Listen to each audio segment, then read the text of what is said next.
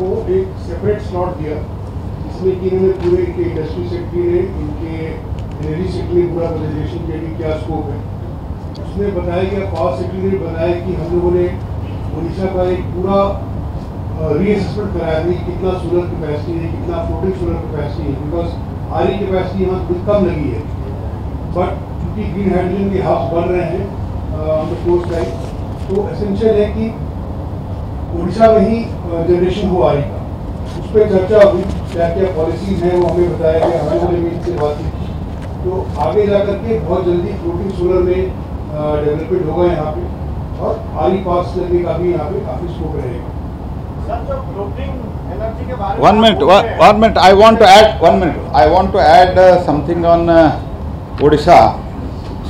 Under production linked incentive scheme, high efficiency solar PV modules, Wari Engineering Limited is setting up 6 gigawatt manufacturing capacity for the production of solar modules in Odisha, solar cells and ingots wafers at Banda.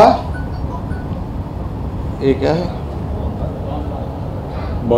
बंदनुआगा, हाँ, and छट्टैया and अम्बाकल, देनकाल, हाँ, छट्टिया and अम्बाकल and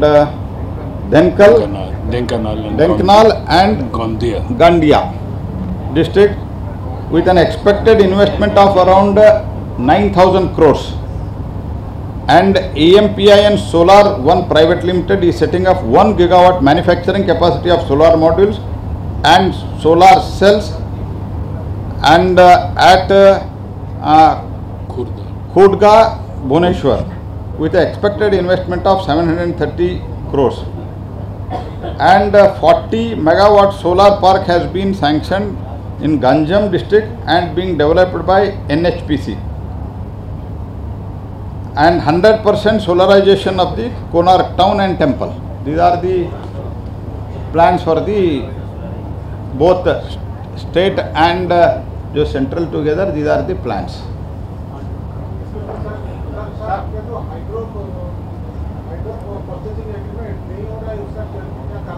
कौन सा? Hydro purchase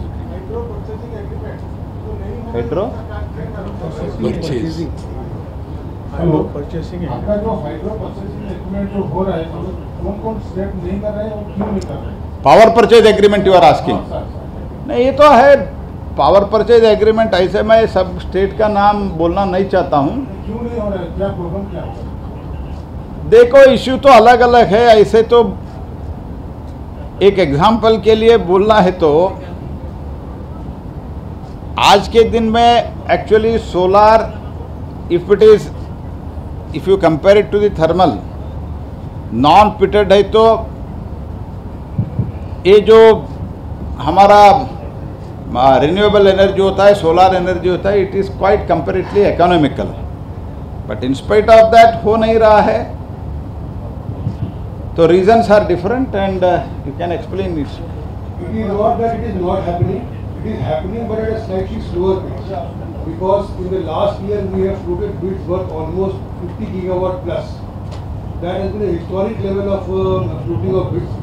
Now to fructify all those through a PPA is taking time. States are also weighing options. So we are looking at this aspect, and in all probability very soon the PPAs will be fructified. There is no problem as such. Sir, in this food Chintan Civil, your ministry has fixed a target of 2047, 1800 gigawatt. So how the challenges, or what type of challenges are you facing, or what the strategy is? 1800 का जो target है, ये चिंतन शिविर से पहले fix हुआ था। जब माननीय प्रधानमंत्री ने विकसित भारत 47 का हमें जब देखा था किस किस को क्या करना है, उस समय ये हुआ था कि हमें आरी में 1800 गीगावाट बंद करना पड़ेगा। 2030 के लिए कहा गया था कि 500 गीगावाट करना है। अब आपको मैं बताऊँ, ये नंबर बहुत बड़े लगते हैं, 1800 गीगावाट और 500 गीगावाट, बट हमारे ही देश में जो चीज़ सोलर कैपेसिटी 2014 में सिर्फ 2 गीगावाट की थी, आज 90 गीगावाट हो गई। जो टोटल आरी कैपेसिटी विथ हाइड्रो 70-75 गीगावाट था, आज वो 212 गीगावाट हो गया। जो हमारे पास सोलर पैनल की कैपेसिटी सिर्फ 2 गीगावाट थी, वो आज हमारे पास 60 गीगावाट हो गई है। सोलर सेल जो हमारे पास कुछ नहीं था, 1 गीगावाट से भी कम, वो आज 8 गीगावाट हो गई है और मार्च तक 20 गीगावाट हो जाएगी।